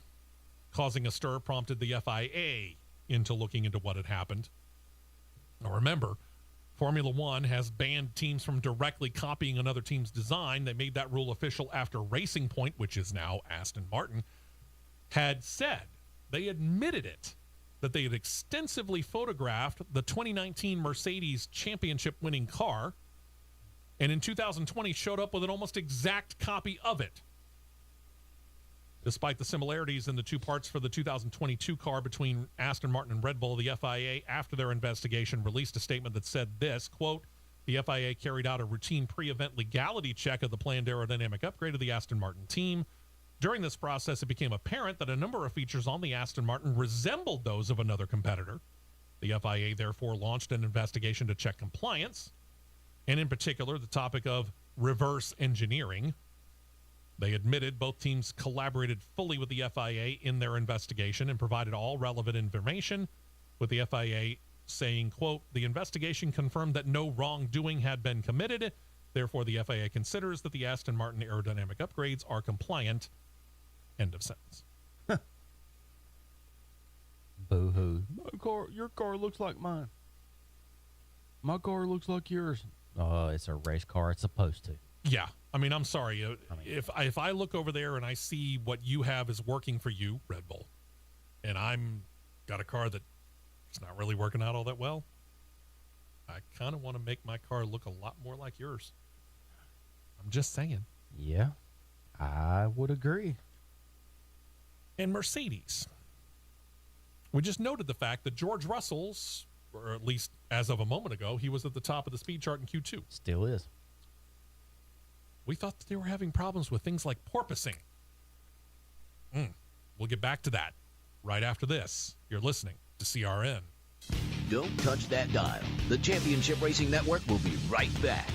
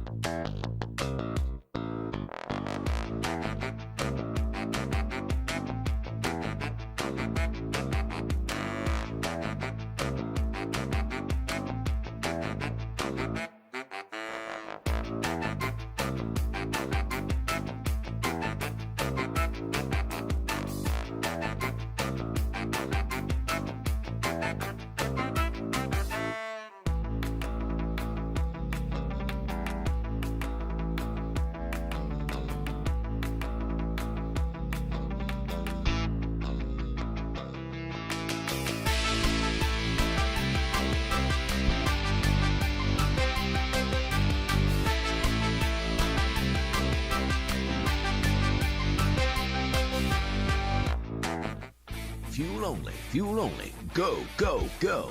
We're back to the Championship Racing Network.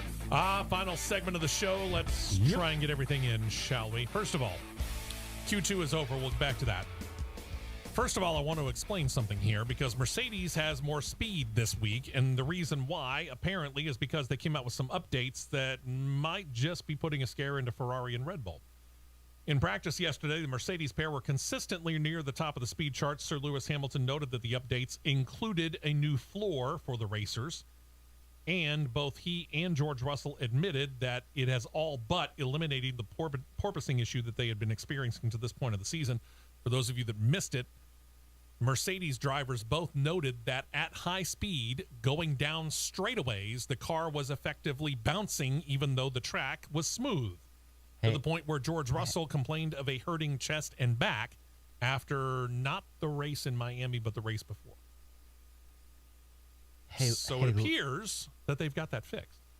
I'm not even going to word it this way.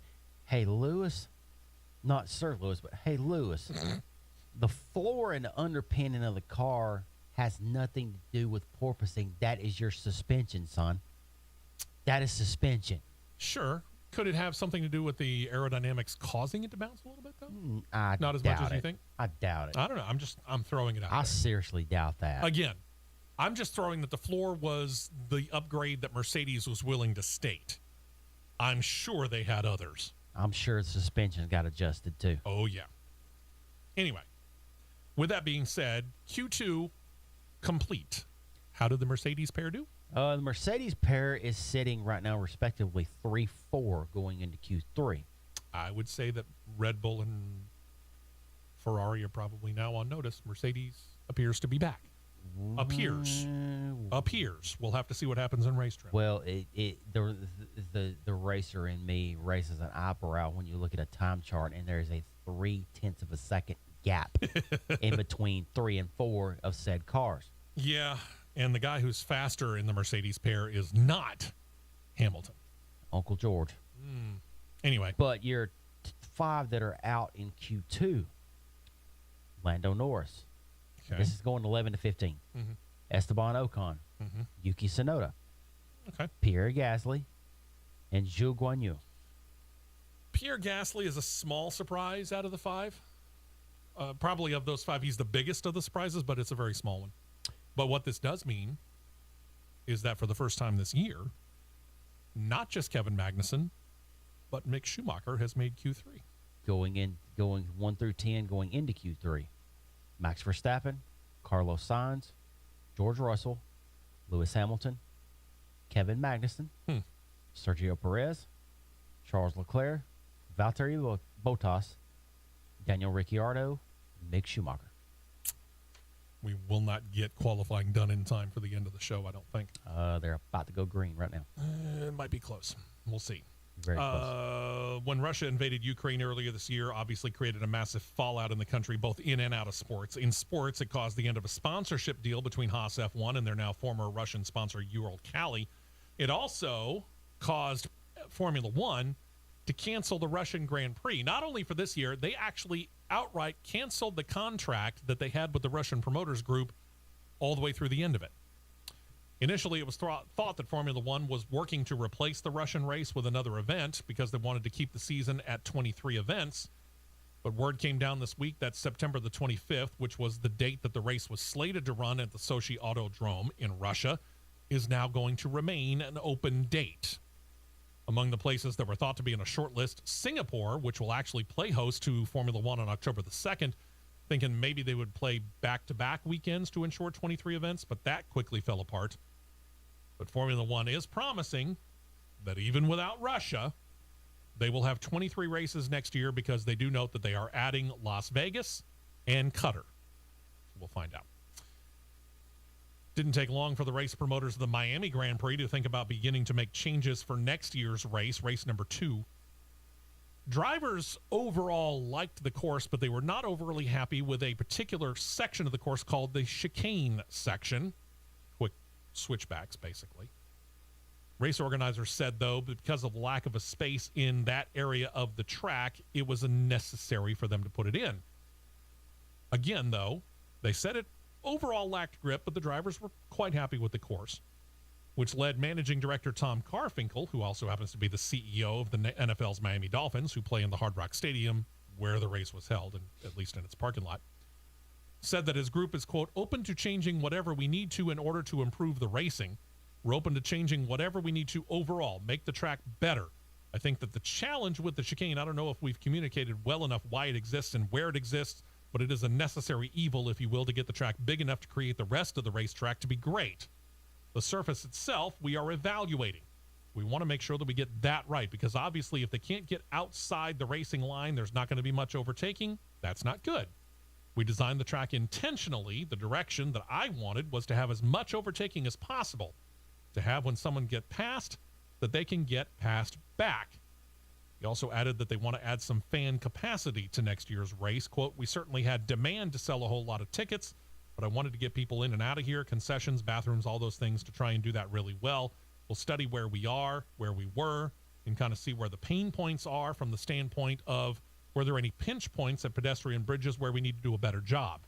What are the bathroom situations, concessions, traffic, etc.? Once we evaluate that, we'll know where we can grow. I'd like to get to 100,000 people a day. If we can get there next year, we'll do that. But if we don't feel like we can do it and give everyone a great experience, we'll grow it more slowly. Don't think you're going to get 100,000 down there, Bubba. Not with the prices of the tickets that you were charging. Yep. If you want to drop the ticket prices, you might get closer. You do that, just run a strip right through the middle of Hard Rock Stadium where you could set 70,000 around and have a stadium section just like Mexico City does. There you go. And there you are. All right. That wouldn't be all that. You're welcome, Tom Garfinkel. Yeah. See, we're idea people here. We're trying to help you. Help us help you. Exactly. Just how committed is Formula One to Las Vegas? Well, this is something that might make some NASCAR people bristle. Let's give you this little bit of information. Liberty CEO Greg Maffei, remember Liberty Media owns the commercial rights for Formula One.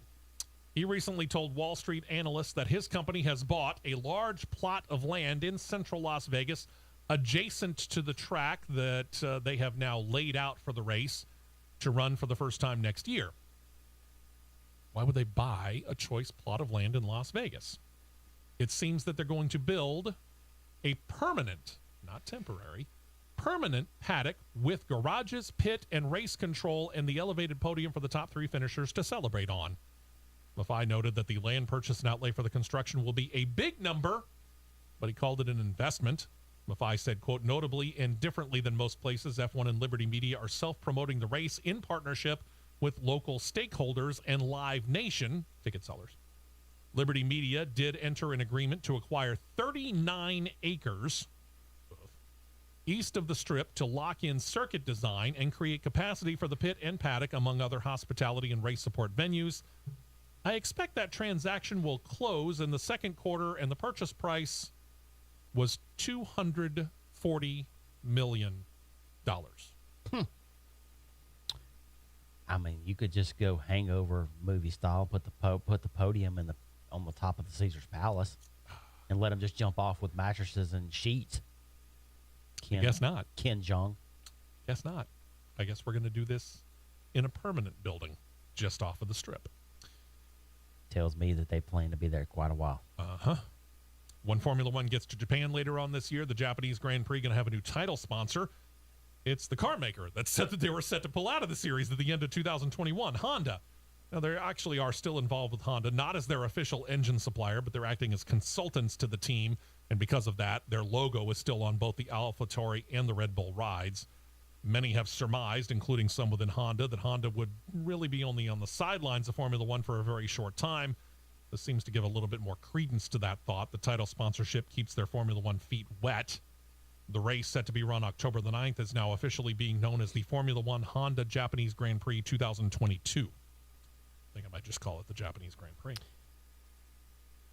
It makes you wonder if they finally would turn Barber into Grade 1, what you would call the Grand Prix at Barber. Mm-hmm. Which is also known as the Honda Indy Grand Prix of Alabama. Heck, I'd be fine with calling it, considering it's a staple around here, calling it the Formula One Milo Sweet Tea Alabama Grand Prix. Let's do that. I like that. That would be great. What's Milo's tea? Yeah. Let's turn our attention over to Formula E, a bigger celebration than just Nick DeVries winning race number 2 of the doubleheader weekend in Berlin in Formula E. The governing mayor of the city of Berlin was on hand not only to give DeVries his winner's trophy, but Franziska Giffey also oversaw the signing of a contract extension. It'll keep the Berlin E-Prix running over the next 2 years, both of those planned on the old Tempelhof Airport course. Giffey said, quote, "We are delighted that the ABB," yes, title sponsor, FIA Formula E World Championship is taking place in our capital for the 8th time. Berlin, and she's right about this, Berlin is the only city that has been on the racing calendar for Formula E ever since the inaugural season back in 2014. The iconic Tempelhof Airport provided the venue for the event for the 7th time this weekend. The track has quickly become one of the most well-known racetracks in Formula E, contractually secured. It will also take place in the Tempelhof site the next 2 years. Congratulations. Mm-hmm. You noted something, though, about Nick DeVries, because he is a reserve driver. He is. For Williams. He is. What happened? Let's just go to the let me just go to the time charts here, because if I didn't read it off the time charts, it kind of would be unbelievable. But we know the rule that Formula One has. They have for the young drivers to drive in at least 2 FP1 sessions through the entire year. Yep. All right. Let's get down here to where the FP qualifying FP practice sessions. Easy for you to say. Yeah, I know. Tell me about it. I'm not awake this morning. Okay, there's FP2. FP2. I'm right here on it. Here we go. Ah, there it is. Here we go. All right. I'm going to read off of FP1 the way it come through in Barcelona yesterday from top to bottom. Charles Leclerc, Carlos Sainz, Max Verstappen, George Russell, Fernando Alonso was your top 5. Lewis Hamilton, Lando Norris, Pierre Gasly, Daniel Ricciardo, Yuki Tsunoda, top 10. Okay. Esteban Ocon, Lance Stroll, driving the car of Zhou Guanyu, Robert Kubica. Okay. Still the reserve driver at Alpha. So I can see that. Kevin Magnussen, Mick Schumacher, top 15. 16th, Sebastian Vettel. 17th, Valtteri Bottas. Nick DeVries, 18th. Recognize one name I haven't said yet. Yeah. Nicholas Latifi, 19th. So Nick DeVries outpaced the regular F1 driver. Mr. Duracell battery man that drives the Formula E car gets in a 1,000 horsepower turbocharged V6 engine and beats the F1 and regular beats driver. the F1 regular. Oh, there you go. And then Jury Vips was in Sergio Perez's Red Bull. The heat under the seat of one Nicholas Latifi just got turned up to borrow Spinal Tap 211. Over at McLaren, they have confirmed this week that they are set to expand their racing operation. They're joining Formula E. This is a car you can see on our CRN live feed, YouTube feed, courtesy of reportac.com. The team will coexist with their teams in Formula One, Indycar, and Extreme E. In other words, they are not moving any operations. They are just flat out expanding now into 4 different major series. Extreme E, by the way, is an electric off-road racing series. We don't cover that. I don't care.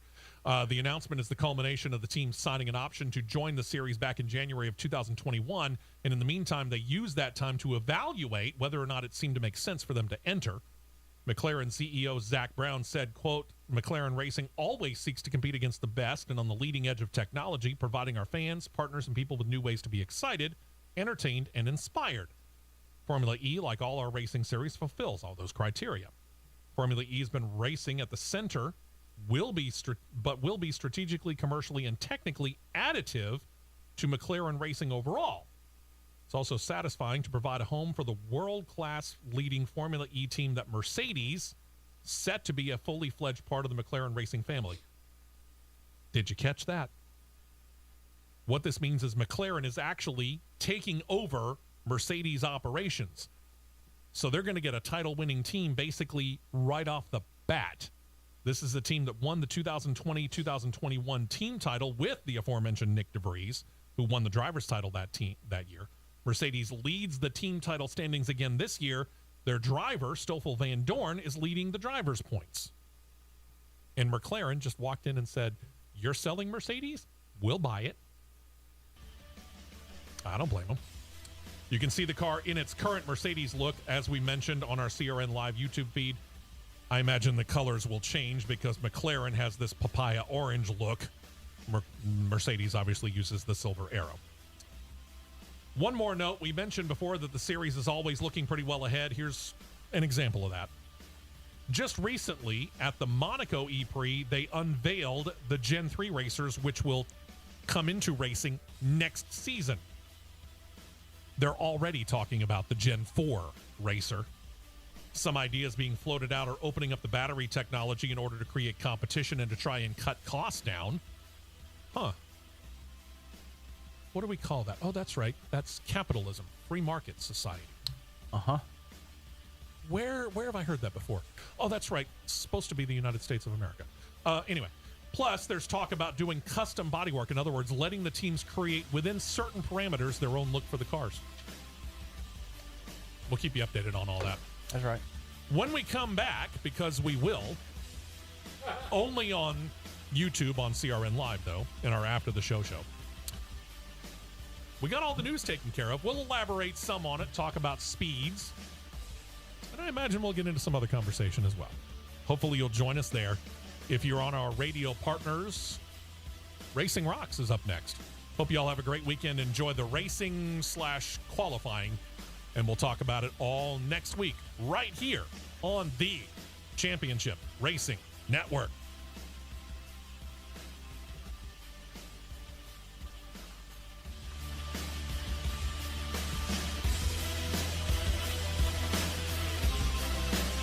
This has been a presentation of the Championship Racing Network.